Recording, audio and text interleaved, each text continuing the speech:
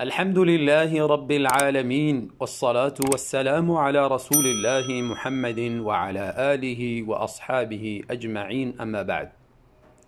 قال الله تعالى: شهر رمضان الذي أنزل فيه القرآن هدى للناس وبينات من الهدى والفرقان، فمن شهد منكم الشهر فليصم، ومن كان مريضا أو على سفر فعدة من أيام أخر. الآیه. قدوم ماه مبارک رمضان را به تمام برادران مسلمان و همچنان خواهران مسلمان از صمیم دل مبارک میگویم. الله تعالی این ماه پرفضیلت و بابرکت را سببی سعادتمندی و نیکبختی همه مسلمان ها بگرداند و همچنان سببی پیروزی و نصرتی همه مسلمان ها در هر جایی که هستند بگرداند و همچنان این ماه مبارک را سببی ازاله و دور کردن همه مصیبت ها، آلام ها، دردها و امراض بگرداند که از سر امت اسلامی این دردها دور شود. و همچنان این ماه مبارکی رمضان را سببی پاکی دل ما، سببی تقوای ما بگرداند، سببی نزدیک شدن ما به پروردگار، سببی اخلاص ما، صمیمیت ما در دین بگرداند.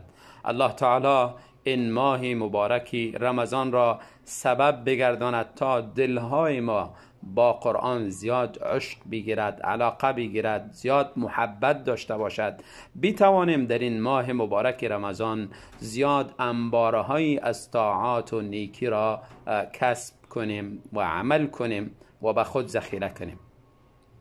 الله تعالی این ماه مبارکی رمضان را سببی بخشش گناهان ما، سببی بخشش گناهان والدین ما، سببی بخشش گناهان دوستان و اقربا و خویشاوندان و متعلقین ما و دوستان ما و همچنان سببی مغفرت همه مسلمان ها بگرداند، آنهایی که وفات کردند، آنهایی که زنده هستند.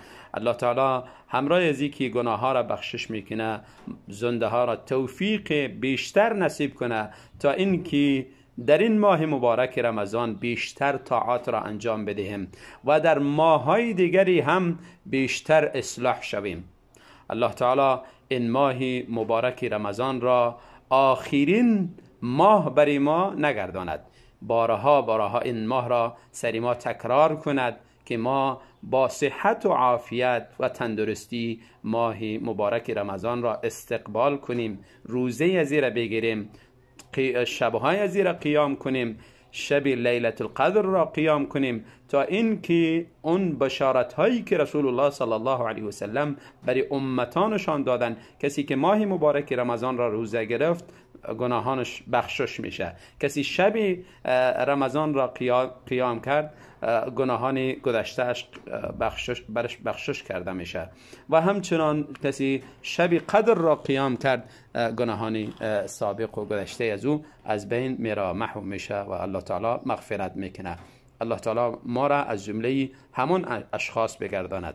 الله تعالی این ماه مبارک رمضان را سبب بگرداند تا ما از آتش جهنم نجات بیابیم. ما، پدرانمان، همه دوستانمان و همه اقربامان و همه مسلمان ها، الله تعالی این ماه مبارک رمضان را سببی ازی بگردانه که دلهای ما شکسته شود، ما متواضع شویم، ما به خود بیاییم و ما زندگی داشته باشیم که در پیش پروردگار اونجا اگر می رویم حساب و کتاب ما آسان بوده باشه، حساب و کتاب سختی بالای ما نیاید. الله تعالی توفیق بیشتری به همه مسلمان ها نصیب بگردانه. بارک الله فیکم.